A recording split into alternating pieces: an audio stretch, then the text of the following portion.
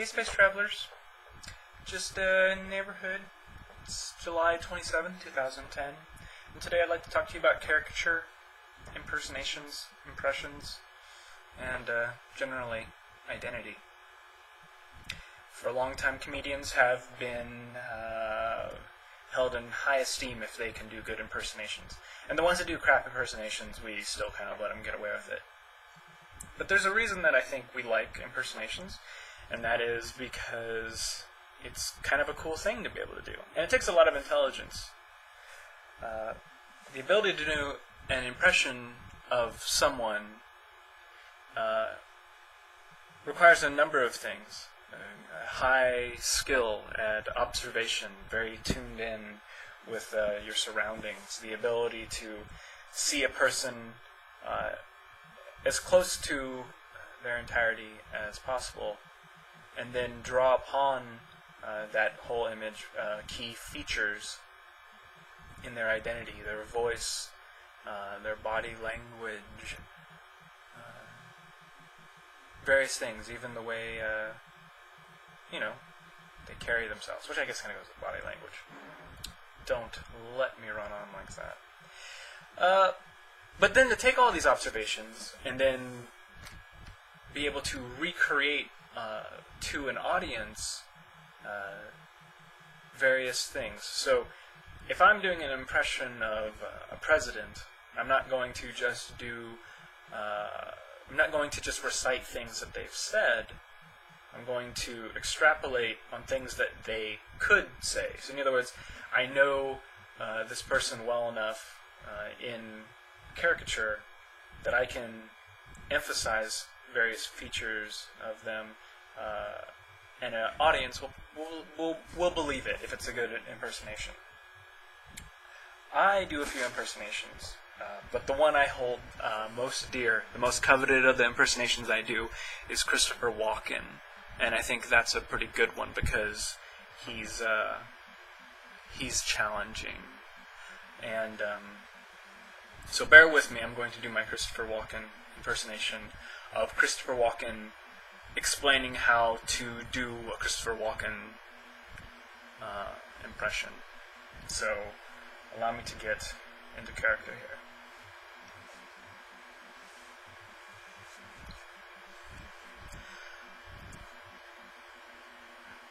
The thing you gotta understand is, Chris Walken, he speaks like any other guy, just like a Joe, but where a Joe might put in a period, Christopher Walken puts in a semicolon. It's not good punctuation. You think the sentence is gonna end, but then, pow, it keeps going. It's like a run-on, a river of words, a stream, consciousness. It keeps going. You can't get a word in edgewise. These guys. Okay, not the best impersonation in the world, but, it's going somewhere. And I'm sure that in somewhere in there you can pull out little Walken-isms, and if I were to practice that, I'm sure I could get pretty good at it. So I've been drawing a lot lately. Caricature, really. I have for, 4 or 5 years, dabbled with the idea that someday I might start a webcomic. But I didn't want a webcomic where it was just going to be, the same kind of characters that have been done before. I wanted to kind of veer away from kind of old standards of like who the character leads are, central, white, blonde-haired, Caucasian male main character is kind of trite.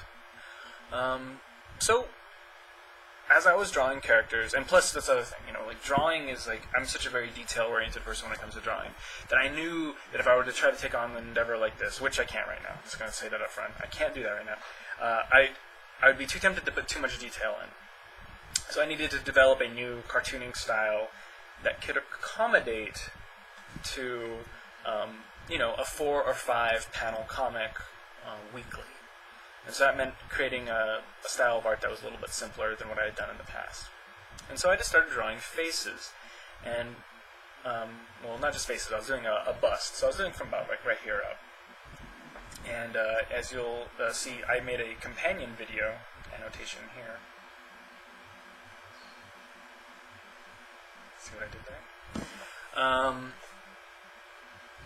I started drawing busts of characters, and as I was doing it, I kind of realized something as I was doing. I was drawing upon a lot of things I knew, but also a lot of things I didn't know. So, for instance, I'm male, I'm half white, I'm half Asian. So when I'm drawing male characters, when I'm drawing Asian or Caucasian features, I have something that I'm readily identifying with.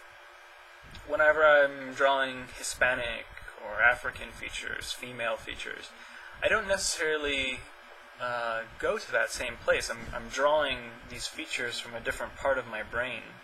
And they're generalizations, they're details that I've pulled from somewhere else.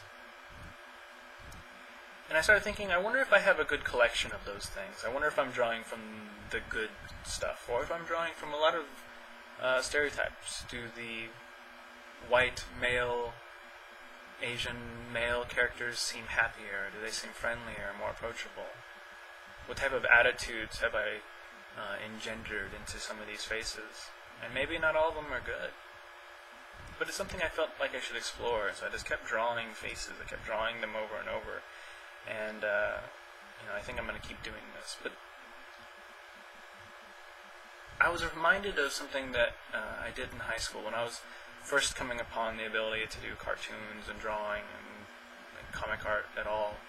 I remember there was a lot of people who asked me to draw them. And it's something I don't do anymore. Because of this experience. It's very rare that I'll do it, and that is when I was drawing someone, since I wasn't doing a photorealistic drawing, I was doing caricature in essence.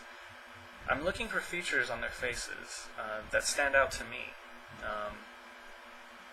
And those features that stand out to me aren't necessarily the same features that stand out to them when they look in the mirror and see themselves.